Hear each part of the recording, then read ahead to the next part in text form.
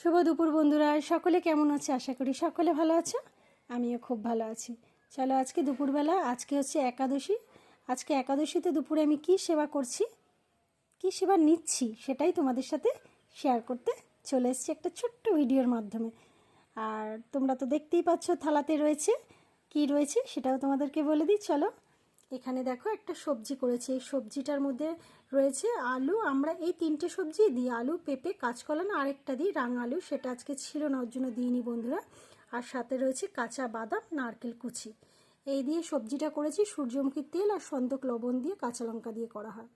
এই সবজিটা খেতে অপূর্ব হয়। সাথে রয়েছে পাকা কলা, সাথে রয়েছে ভেজানো বাদাম আর একটু সন্দেশ আর নারকেল কুচি।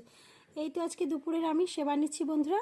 তো চলো, আজকে শুভ একাদশীর সবাইকে রইল অনেক অনেক শুভেচ্ছা। তোমরা সবাই ভালো থেকো। ভিডিওটা আমার কীরকম লাগলো একটা লাইক, কমেন্ট, শেয়ার করে দিও অবশ্যই। পাশে থেকো। টাটা।